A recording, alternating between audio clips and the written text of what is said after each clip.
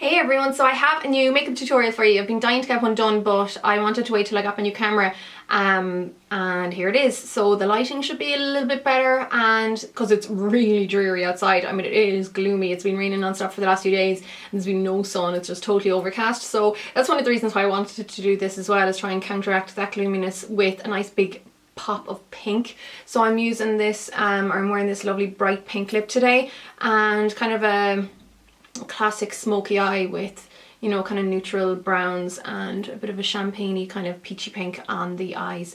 So I'm going to start off by applying some of my Illamasqua Hydra Veil Primer. This is a really unique and really class product. It's very hydrating. It's got a really unusual texture. It's totally kind of jelly-like.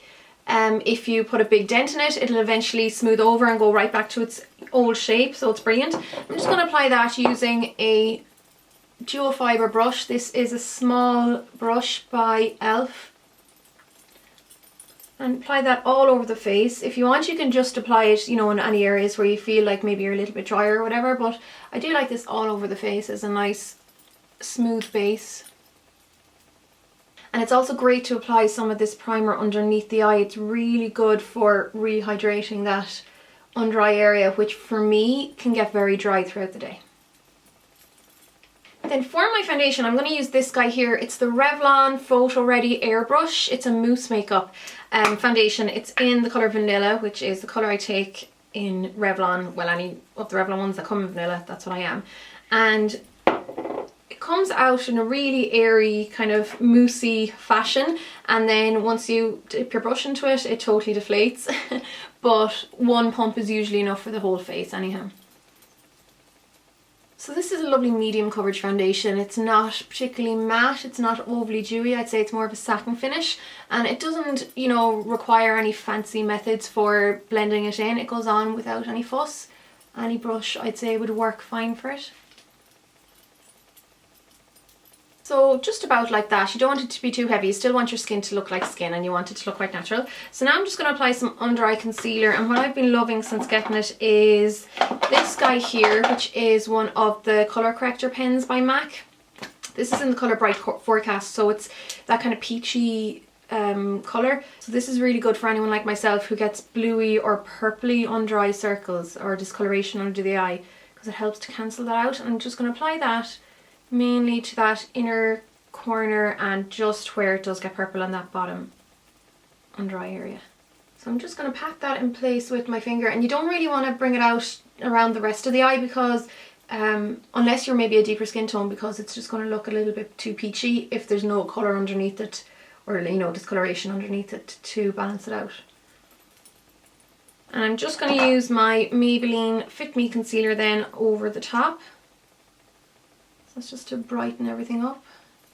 And I'm just going to use a blending brush then to blend that into place. You can use your fingers again, you don't have to be using brushes at this stage if you don't want to. And even if I do use a brush, I do end up usually tapping over the top with my finger anyhow, just to help melt it all into place. Okay, I think I'm going to have to take off this ring because it's going to drive me crazy. It keeps bouncing. And then I can add more under eye concealer later on once the eye makeup is done if I feel like I need to brighten it up a little bit more, but that's enough for now. And then I'm going to apply a little bit of concealer just like around anywhere there's any redness. So I'm going to use my Kick-Ass concealer by Soap & Glory. The yellow shade is what I use for counteracting redness. So just pop it there around the nose. And even though it's yellow, it's still, like, it doesn't end up really looking too yellow on the skin. It just balances out the redness underneath. Put a little bit down the centre of my nose. I always get a little bit red on my chin, so I'll apply a little bit there and on any little blemishes as well. But I'm not going to go crazy concealing because, like I said, I don't want my skin to look too makeup-y. I want it to look quite skin-like. So I'm loving this wee palette here from Wet n Wild. It is called the Colour Icon palette, and it is in the shade Comfort Zone. Yeah, it's Comfort Zone. So I'm going to apply a little bit of the Brow Bone colour, the lighter one, which is a kind of a golden based shimmery cream colour. I'm just apply a little bit of that there to my brow bone. And I'm going to apply some onto the inner corner of my eye as well. And I'm going to apply some of that pinky colour then to my entire lid. Very, very light. It'd be kind of similar to All That Glitters, I think, by MAC. Maybe even a little bit lighter. Just a champagne-y kind of pink.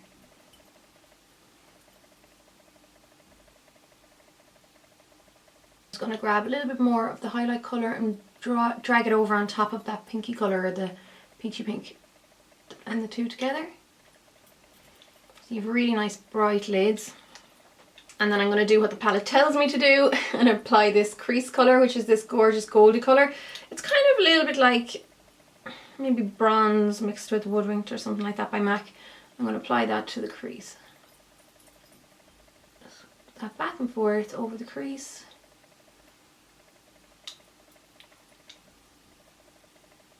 I'll just use a regular fluffy blending brush. This is one I got from Ola Beauty, but it's the same as the 217 by MAC, so any fluffy blending brush.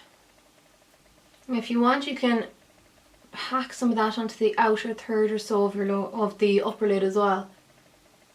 So it looks like it's incorporated into the lid, not just above the crease. And then I'm going to move back to just this regular eyeshadow brush that I used for the highlight. It's just a BH Cosmetics brush. I'm going to pick up the same crease colour, that goldy colour, and apply it underneath my lower lid.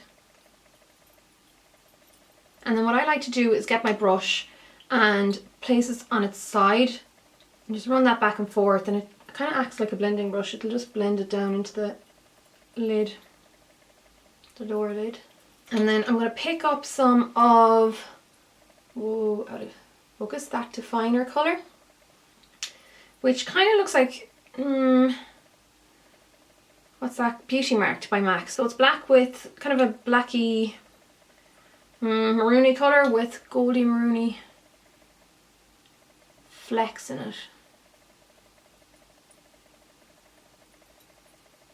Applies much nicer than Beauty Marked though. I'm not a big fan of Beauty Marked by any means. It looks lovely in the pot, but it goes on horrible on the skin if there's any amount of blending involved.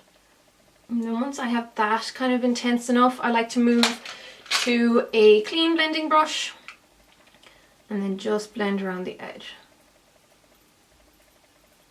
You can always add on more if you want to.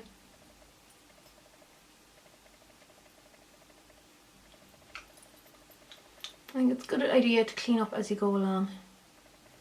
And you can keep blending and adding. And then I'm going to pick up some of that definer colour again on a angled brush and apply that right up against the lash bed on the lower lash line. So it's not going down too far into the lower colour. And you can just use a small brush or your eyeshadow brush or whatever just to help blend it in. Okay, so now I'm going to add some black kohl pencil to my waterline. This is something you can of course skip if you really don't like the look of it in there, or if you feel like your eyes are too small and it just minimises the look of your eyes or the size of your eyes. And then of course do your waterline, or the top waterlines, tight line. Some people find this really hard. It can take a bit of practice just to get used to it. I'm just going to run a little bit of that pencil as well in between the lash hairs. So this is an Estee Lauder double wear pencil. I think it's like one of my new favourite kohl pencils. It's really great for lasting. It's a really lovely black pencil as well. Like it goes on like say Feline by MAC, but it nearly lasts a little bit better. And then I'm just going to use a tiny little Q-tip and blend that. Okay, and for my top lash line, I'm just going to do the same and roughly draw in some of that black kohl pencil. Doesn't have to be neat, but what I would say is try and get it as close to the lash line. You don't want there to be too much of a gap. And try not to do what I just did there and drag it down past the lash line. I'm just going to use my little Q-tip again and blend that out. And if you do find it difficult to get right into the lash line, now is the time to do that, because the Q-tip will pick up product as well as buff it, so you can transfer it down closer to the lashes. Just do the same thing here. And then I usually like to go in with my darkest colour again with my blending brush on the outer corner, just to help marry that eyeliner with the outer dark corner.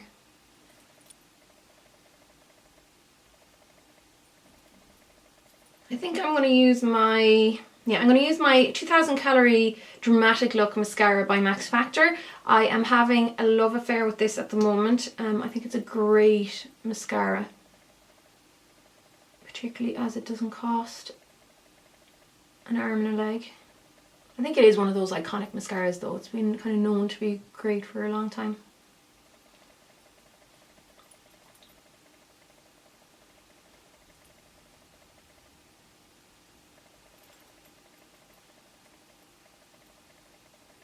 I'll do my eyebrows after my skin is done, just because I always like to do it after I've powdered, so that powder doesn't go over my kind of done eyebrows. Just popping on a little bit more of the under eye concealer.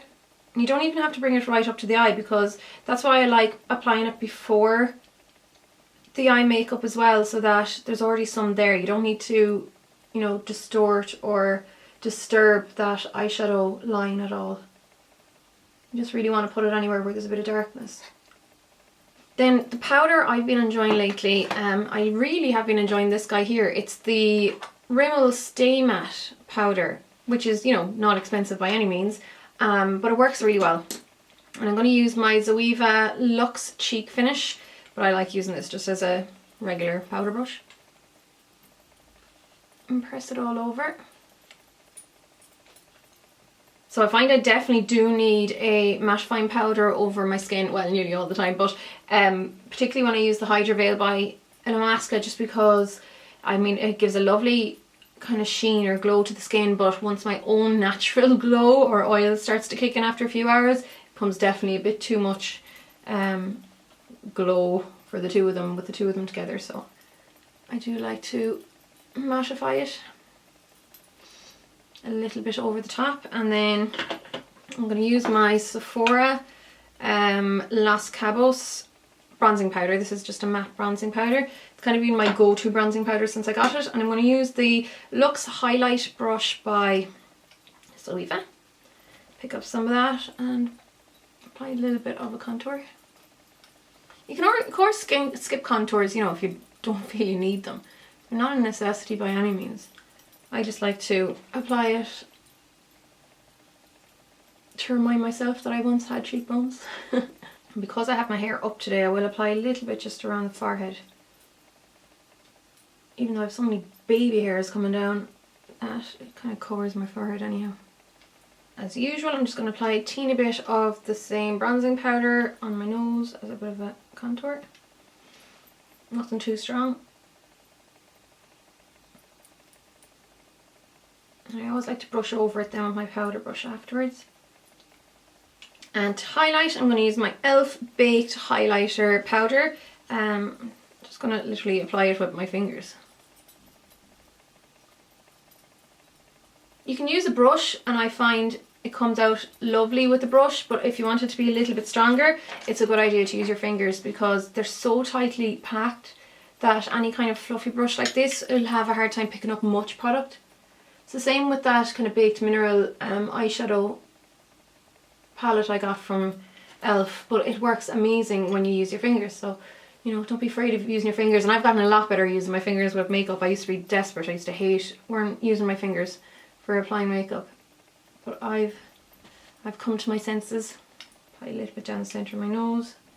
I nearly prefer to use a brush there because I don't want it to be too strong. A little bit just in the centre of my forehead.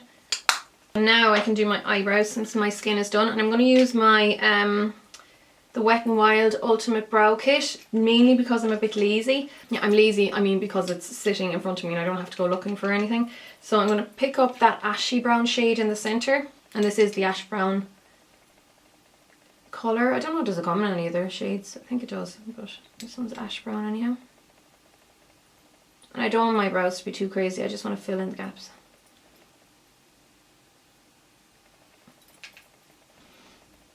And this comes with a little, what would you call that, wax kind of thing at the top, or comes with wax in it. So I'm going to apply my brush into that, which dirties the wax, but I always just clean over the top of it afterwards. And then I know some people love to apply the wax beforehand, but I don't. I actually prefer to apply it afterwards. I suppose the theory with the theory to, or behind applying the wax first, is that the powder will really stick to the wax if it's on first. That's really good for anyone who has very sparse eyebrows or who doesn't have much hair, because the powder can be, you know, tricky to stick to skin. But if you have loads of hairs like me, you don't really need to worry about that. So I just like to use the wax to literally keep the hairs in place after I've coloured. Then for lips, I'm going to use my Sally Hansen Plumping Primer. This is a great alternative to the MAC Prep and Prime Lip Primer if you can't get your hands on that, or if you think it's a bit pricey. The only thing is this does contain menthol, so it does tingle, and if anyone out there doesn't like that tingling effect or finds it very irritating, you might want to give it a miss. And then, as with any of these primers, you're better off to let it wait for, you know, just a couple of seconds for it to kind of set. And then for my lip colour, I'm going to use MAC's Magenta. I'm coming to the end of mine, so I will need to replenish it soon, but look how soft and how well it goes, how easily it goes on over the lip primer. That's why I think primers are great, because any of these kind of pencils can often drag over your lips if they're a little bit dry. So I always just fill in the centre of the lip really quickly, and now I'll just do the outline. And then when you have such a lovely creamy base, sometimes what I prefer to do with my outline, rather than try and perfect it with just the pencil, because that can be a little bit harsh, is to get my lip brush and just clean it, because I think I used it the last day, and then use that to manipulate the shape. You'll also get a softer outline by doing this as well. Because I know some people hate using lip liner because they hate the really, what's the word I'm looking for? The really overly defined, I suppose, lip line. It's quite a stark, hard lip line. And then for my lip colour, I'm going to go in with this Wet n Wild colour. Now, I was sent this by Heather. She got this in the, Heather from Soculum79, she got this from Canada. And I did see a very similar colour to this in Galway, but I think the names are different either here, or else maybe the name was on the cover of this and I don't have it. But it's basically like just a very cool bright pink. It does say 907C on the bottom, but when I had a look at the ones in town the last day in Galway, they had names rather than numbers. So I don't know if it's the exact same or if it's just one that looks similar. I'm actually going to put it all over first from the bullet. And then once I've that much on, I'm going to go in with my brush and perfect it as usual.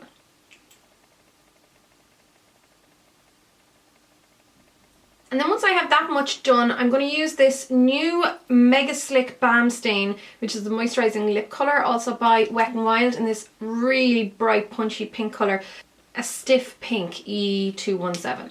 And I'm actually going to blot a little bit of the centre of my lips. And that's mainly because I don't really want the stain, the gloss, to mix in with the lipstick. I want it to sit on top. So if there's too much lipstick there, it'll just mix in.